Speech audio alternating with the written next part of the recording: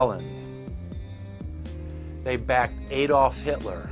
They backed Franklin Delano Roosevelt. And they are backing right now Barack Obama. The banking cartel had established a beachhead in 1913 through the Federal Reserve Act. In 1947, they set up a parallel shadow government through the National Security Act. From 47 on, the national security state began the long process of absorbing federal and state bureaucracies, while at the same time undermining the constitutional power of Congress and dominating the executive branch. By controlling the issuance of currency and credit, the private Federal Reserve was able to buy up most of the Fortune 500.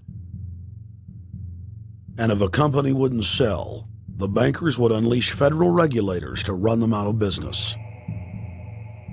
Private central banks in Europe, the United States, and England took taxpayer money and loaned it at over 30% interest to third world nations. The bankers would then bribe the leaders of those countries not to pay back the loans. Their third world puppets would sign agreements stating that when the country defaulted, the banks would be given all the natural resources and infrastructure of the once sovereign lands. But worst of all, the countries would pledge future taxes paid by the people in perpetuity as profit to the private banks.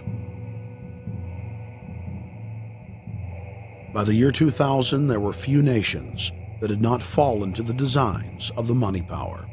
The globalists were now ready to start their final phase of world government takeover, the destruction of the Western nations' economies.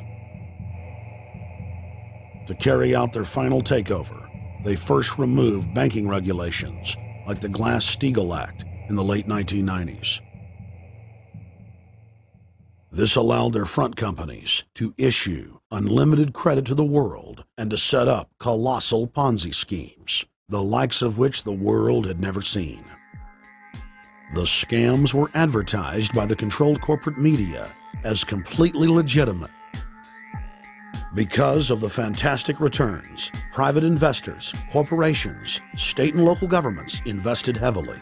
They had taken the bait, hook, line, and sinker. To destroy confidence, in late 2007, the bankers themselves began to badmouth the scams they had created. Next, the central bankers cut off the tsunami of fiat money that they had been using to pump up the bubble. When Congress and the public refused to write the finance oligarchs a blank check, the bankers began to engage in financial terrorism. They said that the world would go into another Great Depression unless their demands were met, further destroying confidence.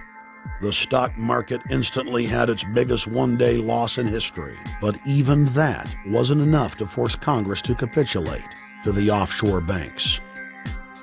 Senator Inhofe of Oklahoma and Congressman Brad Sherman of California, amongst others, told the world that the entire Congress had been threatened with martial law by the White House and the Treasury Department if they didn't pass the so-called banker bailout bill. The only way they can pass this bill is by creating and sustaining a panic atmosphere. That atmosphere is not justified. Many of us were told in private conversations that if we voted against this bill on Monday, that the sky would fall, the market would drop 2,000 or 3,000 points the first day, another couple thousand the second day, and a few members were even told that there would be martial law in America if we voted no. That's what I call fear-mongering. Unjustified. The final version of the bill was kept secret from the Congress until minutes before the vote on October 3, 2008. The Federal Reserve had promised total transparency, that every dime would be accounted for. To Democrats and Republicans who've opposed this plan, I say, step up to the plate. Let's do what's right for the country at this time, because the time to act is now. To prevent the possibility of a crisis turning into a catastrophe.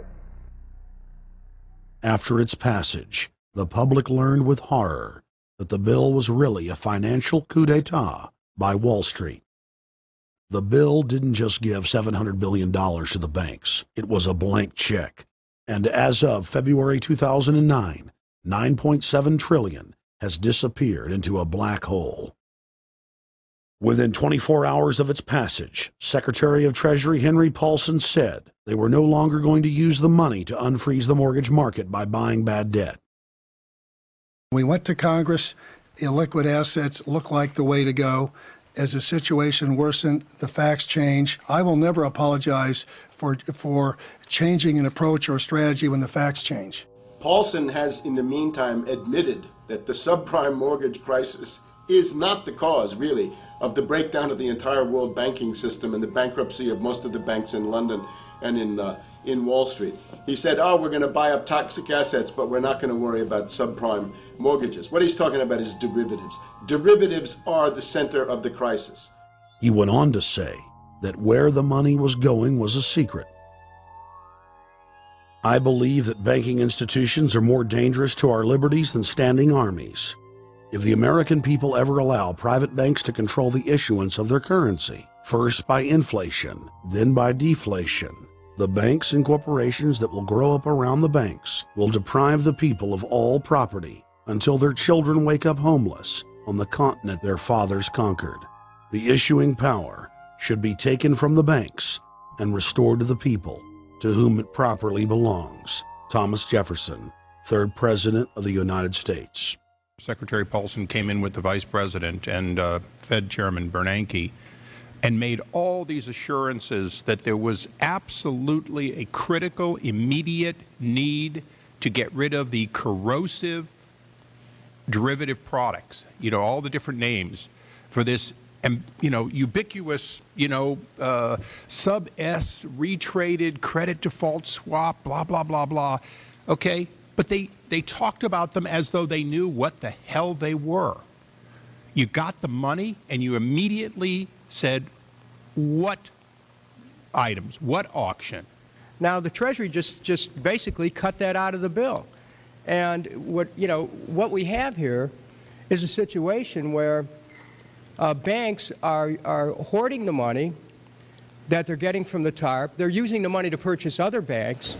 And all of a sudden, the Treasury sent a signal to the banks, forget about it. We're going to give you the money that you want, and you do what you want with it. Unless you direct it specifically, it's not going to happen. I don't think anyone questions, Mr. Kashkari, that you're working hard. Our question is who you're working for.